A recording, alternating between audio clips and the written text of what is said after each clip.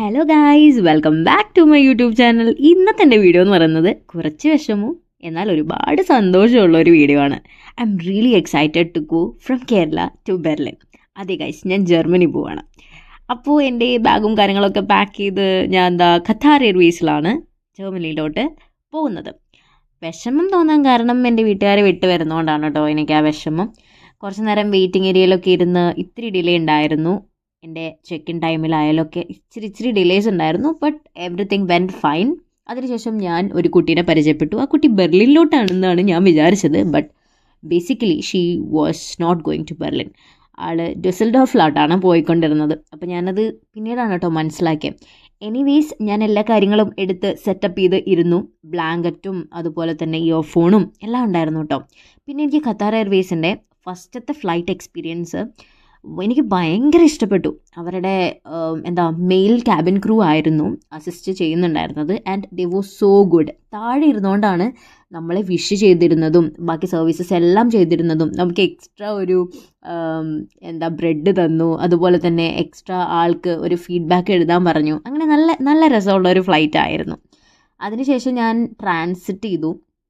എനിക്ക് ദോഹയിലായിരുന്നു ട്രാൻസിറ്റ് വന്നത്. Doha airport എന്നൊക്കെ പറഞ്ഞു കഴിഞ്ഞാൽ വെരി വെരി വെരി ബിഗ് എയർപോർട്ടാണ്.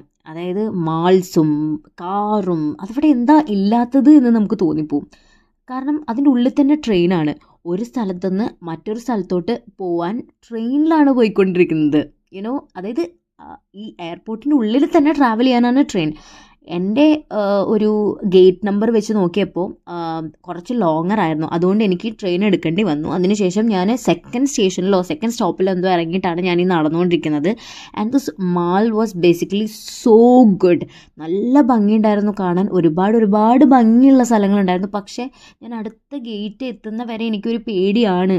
മറ്റേ ഫ്ലൈറ്റ് ഡിലേ ആവോ, അല്ലെങ്കിൽ ഡിലേ അല്ല, ഞാൻ ഫ്ലൈറ്റിൽ ഡിലേ ആവോ, ഞാൻ ലേറ്റ് ആവോ എന്നുള്ള പേടി കൊണ്ടാണ് ഞാൻ നടക്കുന്നത്. പിന്നെ ഇവിടെ ഏകദേശം ഈ ഒരു ഭാഗമൊക്കെ എത്തിയപ്പോൾ ഐ വാസ് ലൈക്ക് ഓക്കെ ഞാൻ എത്താറായി, ഇനിയിപ്പോൾ പേടിക്കാനില്ല. അപ്പോൾ ഇവിടെ വെച്ചിട്ടാണ് ഞാനൊന്ന് ശ്വാസം വിട്ടത്. ഇവിടെ ഞാൻ കുറച്ച് വീഡിയോസും കാര്യങ്ങളൊക്കെ ഞാൻ മര്യാദയ്ക്കൊന്ന് ഷൂട്ട് ചെയ്തിട്ടുണ്ട്.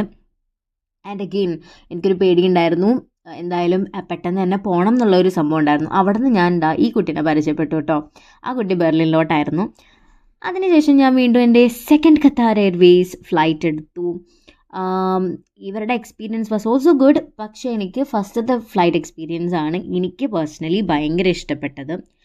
ഇത് ഏകദേശം 6 to 7 hours ഫ്ലൈറ്റ് ആയിരുന്നു. വീഡിയോ ഷൂട്ട് വിൻഡോയിൽ ഒരു മെക്കാനിസം കണ്ടുപിടിച്ചു. ആ മെക്കാനിസം നിങ്ങൾക്ക് കാണിച്ചു തരാമെന്ന് വിചാരിച്ചിട്ട് ഞാൻ വീഡിയോ എടുക്കാൻ നോക്കിയപ്പോഴാണ് ഗൈസ് പണിയത്.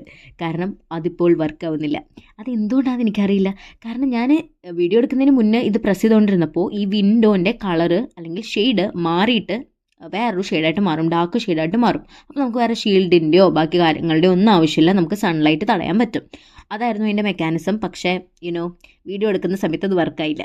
അതുകൊണ്ട് എനിക്കത് കാണിച്ചു തരാൻ പറ്റില്ല. പിന്നെ എനിക്ക് ഒരു സ്പെഷ്യലായിട്ട് തോന്നിയൊരു കാര്യം എന്ന് പറഞ്ഞു കഴിഞ്ഞാൽ ഈ ഫ്ലൈറ്റിൻ്റെ ഫ്രണ്ടിലും സൈഡിലും ബാക്കിലും ഒക്കെ ലൈവായിട്ടുള്ള ക്യാമറാസ് ഉണ്ടായിരുന്നു. അപ്പോൾ താഴെയൊക്കെ ലൈവ് ക്യാമറ കാണുമ്പോൾ നമുക്ക് ഭയങ്കര എക്സൈറ്റഡ് ആയിരിക്കും താഴെ എന്തായിരിക്കും എന്ന്. ഞാൻ ഒരുപാട് നോക്കി, സംഭവം ഒന്നും കാണാനുണ്ടാവില്ല. കാരണം ക്ലൗഡിൻ്റെ മുകളിൽ കൂടെയല്ലേ നമ്മൾ പോകുന്നത്. പക്ഷേ ലാൻഡിങ്ങിൻ്റെ സമയത്ത് ഇറ്റ് വാസ് സോ ഗുഡ്. ഇനി അതിനുശേഷം ഫുഡ് വന്നു ഗൈസ്. നമ്മുടെ മെയിൻ പാർട്ട് ഇതാണല്ലോ. ഞാൻ സെലക്ട് ചെയ്തത് പാസ്ത ബീൻസ് വിത്ത് ബീഫാണ്. നല്ലതായിരുന്നു. കാരമൽ സോസിൽ മുക്കിയിട്ടുള്ള ഈ ഒരു brownie, this was my favourite. എന്തൊരു ടേസ്റ്റ് ആയിരുന്നു എന്നറിയോ.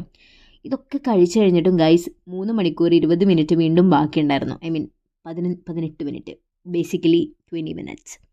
അപ്പം നമ്മൾ കുറേ നേരം ഇതിലെന്തൊക്കെയുണ്ടോ, ആ സ്ക്രീനിൽ എന്തൊക്കെയുണ്ടോ അതെല്ലാം പരീക്ഷിച്ച് നോക്കിയിട്ടുണ്ട്. അങ്ങോട്ട് കറക്കുക, ഭൂമി ഇങ്ങോട്ട് തിരിക്കുക. ഇതായിരുന്നു എൻ്റെ പണി. എത്ര അധികം സ്ഥലങ്ങളുണ്ട്, ഇവിടേക്കൊക്കെ നമ്മൾ പോവണ്ടേ, നമ്മളിങ്ങനെ ചുമ്മാ ഒരു സ്ഥലത്ത് മൊത്തം എഴുന്നിട്ട് കാര്യമുണ്ടോ, ഇതൊക്കെയായിരുന്നു എൻ്റെ ചിന്ത. അതിനുശേഷം ഞാൻ ഫിലിം കാണാൻ സ്റ്റാർട്ട് ചെയ്തു കേട്ടോ. വേറെ പ്രത്യേകിച്ച് പണിയൊന്നും ഇല്ലാത്തതുകൊണ്ട്. അപ്പോൾ എനിക്ക് അവർ ബിസ്കഫ് കൊണ്ടു തന്നു. കുറച്ച് നേരം കഴിഞ്ഞപ്പോൾ കിറ്റ്കാറ്റും പോപ്കോണൊക്കെ കൊണ്ടു തന്നു. ഇതൊക്കെ ജസ്റ്റ് സ്നാക്സാണ്.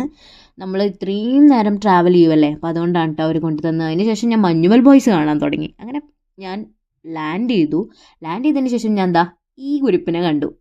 ആഹാ, എന്താ ചിരി. അതിനുശേഷം നമ്മളൊരു എൻ്റെ ഒരു റൂം കാണാനായിട്ട് പോയി. പക്ഷെ ആ റൂം കുറച്ച് ടെറിബിൾ ആയതുകൊണ്ട് എനിക്കത് ചൂസ് ചെയ്യാൻ പറ്റിയില്ല. അതിനുശേഷം ഞാൻ രണ്ടാമതൊരു റൂം കാണാൻ പോയി. ഒരുപാട് നടന്നിട്ടുണ്ട്. അന്നൊരു 10 to 15 കിലോമീറ്റേഴ്സ് ഈ ട്രോളിയും ബാഗും എല്ലാം വെച്ചിട്ട് നമ്മൾ നടന്നിട്ടുണ്ട്. പക്ഷേ സംഭവം എന്താണെന്ന് വെച്ചാൽ ഫസ്റ്റ് ഡേ തന്നെ ബെർലിൻ എക്സ്പ്ലോർ ചെയ്തു എന്നുള്ളതാണ്. പിന്നെ ഞങ്ങൾ ഒരു ബർഗർ ഷോപ്പിൽ കയറി ഒരു ബർഗറൊക്കെ കഴിച്ചു. പക്ഷേ എനിക്ക് തീരെ ഇഷ്ടപ്പെട്ടില്ല. ഞാനൊരു കടിയടിച്ച് അവന് തന്നെ കൊടുത്തു.